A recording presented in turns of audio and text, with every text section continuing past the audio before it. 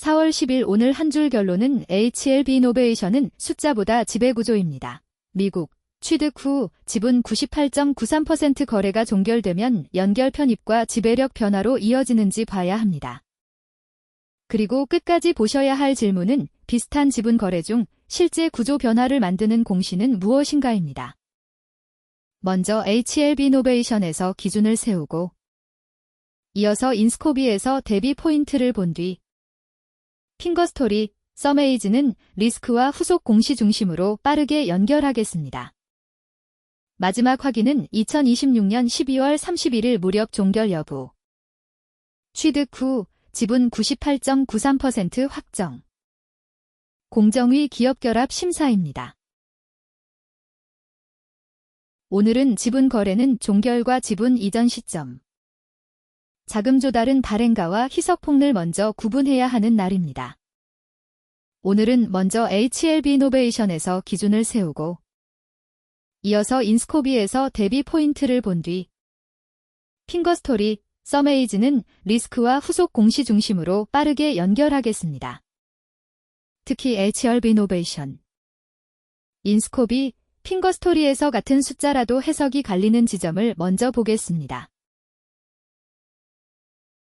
HLB 이노베이션부터 보겠습니다.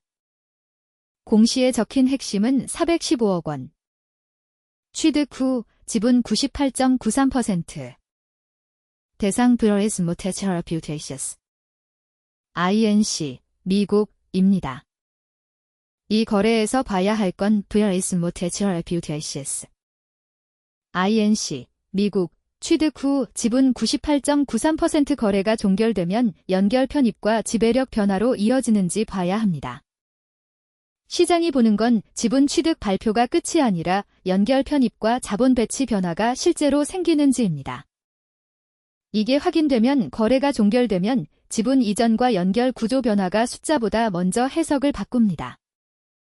바로 다음에 확인할 것은 2026년 12월 31일 무렵 종결 여부. 취득 후 지분 98.93% 확정. 공정위 기업결합 심사입니다. 이제 인스코비 자금 조달입니다. 이 장면에서 중요한 건 조달 규모보다 발행가와 주주 희석 폭입니다. 시장이 보는 건 자금 사용처보다도 최종 발행 조건과 주주 희석 강도입니다. 지금 확인된 사실은 제3자 배정증자 방식입니다. 반대로 최종 발행가 하락과 납입 지연이 나오면 지금 해석은 약해집니다. 이 공시는 최종 발행가, 납입 완료, 주주 희석 확정 공시가 나와야 해석이 완성됩니다. 이제 핑거스토리 지분 거래입니다.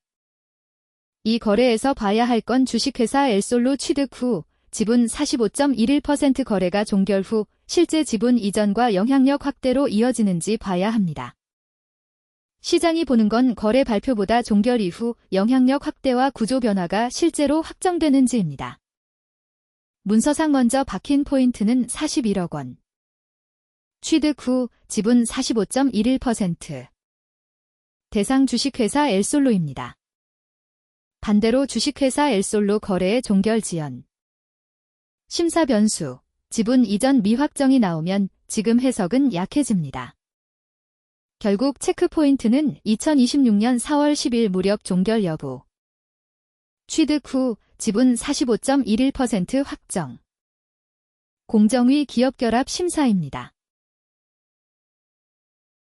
같은 자금 조달 공시 흐름이지만 서메이즈는 짧게 핵심만 보겠습니다. 기준 팩트는 주주 배정 후 실권주 일반 공모 방식입니다.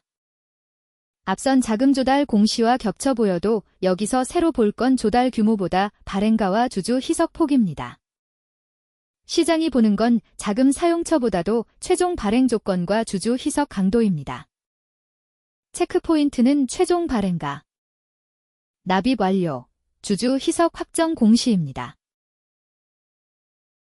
처음 질문으로 돌아가면 비슷한 지분 거래 중 실제 구조 변화를 만드는 공시는 무엇인가의 답은 HLB 이노베이션처럼 발표보다 종결 이후 지배력 변화가 선명한 공시를 먼저 잡는 것입니다.